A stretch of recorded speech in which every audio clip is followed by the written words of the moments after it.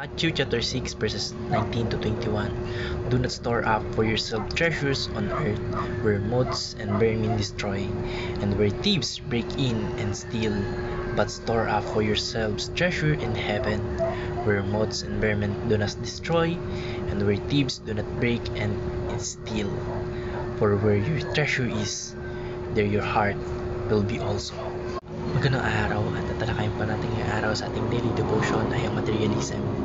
At ang una pong katuruan na natutuhan ko ngayong araw kay Pastor Hazel Ocampo ay materialism makes people become materialistic. Sa mundo pong ginagalawan natin ngayon, normal na yung maghangad ng pera, maging mayaman, magharapong bahay, magkaroon ng mga latest na mga gadgets at lahat ng bagay na nagpapadali o nagpapasaya sa buhay nating mga tao.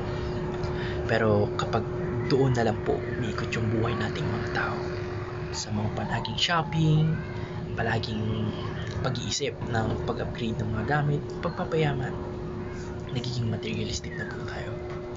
Ang puso po natin nagiging attached na doon sa mga bagay na nabubulok o eventually ay nawawala rin. Sabi nga sa Matthew chapter 6 verse 19, huwag kang mag-impok ng kayamanan dito sa mundo kasi mawawala rin ito. Pwedeng sirain ng kalawang o kainin ng mga insekto at pwedeng manakaw ng mga magnanakaw. Kaya sa madaling salita po, yung mga bagay na matatagpuan lang natin dito sa mundo, sa earth, sa lahat ng creation ay temporary lang and eventually ay mawawala rin.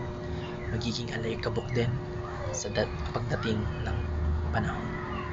Pero alam ba natin kung ano yung bagay na makukuha o matututuhan natin dito sa mundong ibabaw? Yun ay yung salvation through faith. Through faith and through repentance.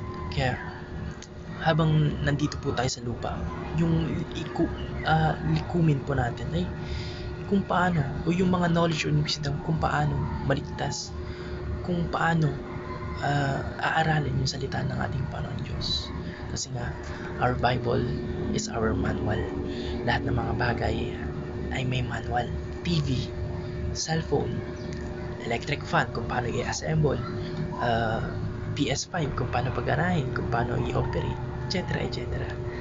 Kung sila ay may mga manual, yung mga creation ng mga tao ay may manual, tayo pa kayang creation ng ating Panginoon Diyos, diba? Yung pinaka-manual natin ay ang Biblia. Lahat po ng suliranin natin, lahat ng mga bagay na kailangan nating matutuhan ay nandoon na. Kaya imbis po yung mga materialistic things yung ipunin po natin sa ating mga utak yung salita ng ating Panginoon Diyos. Dun po, yun yung hindi mawawala, yun yung hindi kakainin ng kalawang, yun yung hindi mananakaw ng mga magnanakaw. Kasi yung faith, hindi na mananakaw sa'yo ng kahit sino pa man yan. But I want to clarify these things. Hindi po masama na mangharap ka para sa sarili mo. Hindi masama na you strive for more. Hindi masama na mag-isip ka para sa iyong future, na magkaroon ng mga bahay, damit, etc. etc.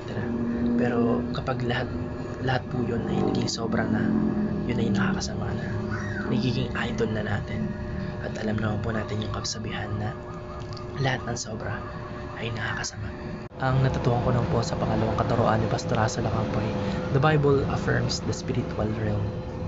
Pinapakita po ng Bible na bukod sa physical na mundo, may spiritual realm din na hindi natin nakikita pero totoo. Sinabi po sa Matthew chapter 6 verse 20, doon tayo mag-impok sa kayamanan. Ang ating Panginoong Kristo po yung nagsabi nito, sa langit tayo mag-impok ng kayamanan kasi doon walang magnanakaw at walang makakasira. Ang spiritual na realm po ay mas mahalaga at mas matibay kaysa sa kahit anong material na yaman dito sa mundo o sa lupa. Pinapaalala po sa atin ng Bible na merong life after nating mabuhay. At doon po makikita natin yung tunay at walang hanggang kayamanan. Kasi po, itong mga materialistic na mga human po, kasi ano nga ba itong sinabi ni Pastor Hazel Ocampo regarding yan? Itong materialistic is mga people din. may mga people din na ganun na hindi sila naniniwala sa mga anghel, hindi sila naniniwala sa Diyos. Naniniwala lang sila sa mga bagay na nakikita nila at na witness nila sa kanilang mga naked eye. Hindi nila pinapaniwalaan yung Bible, hindi nila pinapaniwalaan yung mga bagay na connected sa spiritual realm. Kaya madali lang sa kanilang tawag dito, kunwari may problema sila, iniisip nila na after nilang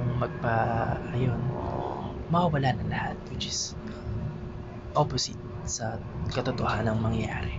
And sa mga bagay na, o sa mga tao rather, na mga tawag dito, mayaman o may kaya, tas hindi naniniwala sa Biblia, mas nagteten sila na mas magpayaman pa kasi yung nasa mindset nila na after nito wala nang kasunod, after nito wala nang ibang makikinabang kundi ako rin, kaya kailangan kong busugin yung aking laman, busugin yung aking luho, kasi after nito wala na, which is again opposite sa ating mga Kristiyano. And ito pa yung mga tao na usually teenagers na tingin nila YOLO, or you only live once, kaya ginagawa na nila lahat ng pagpapasaya sa kanilang mga sarili, pag sunod sa kagustuhan ng kanilang laman, and paglulong sa tawag dito, yung mga alak, bisyo, minsan drugs, minsan yung smoke, ganun. Hindi nila alam o hindi sila naniniwala na meron ng kasunod ng after ng life na meron tayo ngayon sa physical realm, meron pang spiritual realm. Kaya yun, imbis na aralin o i-spend time yung kanilang mga natitirang oras sa pag-alam sa salita ng Diyos, ay ginagawa na lang nila na tawag dito, lahat ng kanilang mga luho o lahat ng kanilang mga kagustuhan ng kanilang mga laman, and which eventually can harm them and make them suffer in hell after that. Kasi kapag kunwari na wala sila sa mundo, tapos ginagawa nila yung ganun, tapos imbis na mag-repent dito sa lupa, ay inuuna nila yung pagsunod sa kanilang luho, pagsunod sa kagustuhan ng kanilang mga laman, ay nawala sila, ay wala tayong magagawa. Alam naman natin na after your death, irreversible na lahat ng nagawa mo rito sa lupa. Hindi mo na pwedeng ulitan. Wala nang revive, wala nang refresh, wala nang second chance. Kaya habang maaga pa po, mag-imbak na po tayo ng mag-imbak na tayo ng lahat ng pwedeng i-imbok sa kalangitan, lahat ng pagsunod sa ating Panginoong Diyos, tawag dito, pagkakaroon ng true faith. True faith po ay hindi yung faith na kunwari faith lang para i-praise ka ng mga tao, hindi ka na.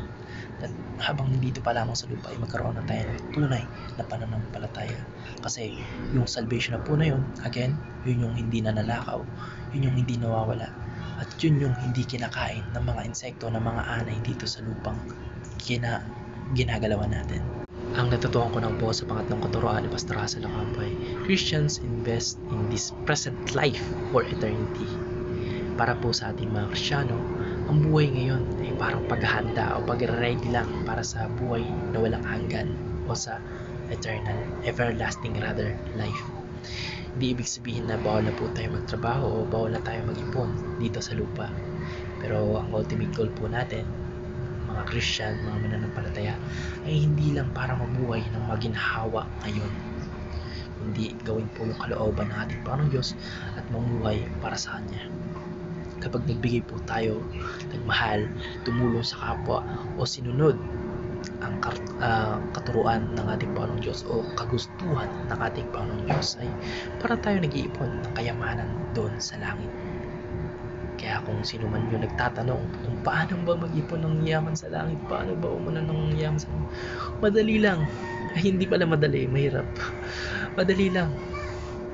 Sundin natin ang ating Panginoon Diyos, sundin natin ang kanyang kalooban, magbasa ng Bible para mas maunawaan natin ang kanyang salita, at mag-invest para sa kanya. Yun nga yung mag-invest, yung obey and have a true faith. Kaya yun yung investment na hindi mawawala at magtatagal hanggang eternity. Kaya sabi po ng ating Panginoon Kristo, kung saan mo nilalagay ang kayamanan mo, doon mo rin mahahanap ang puso mo. Yun lamang po. Maraming salamat and God bless. Amen.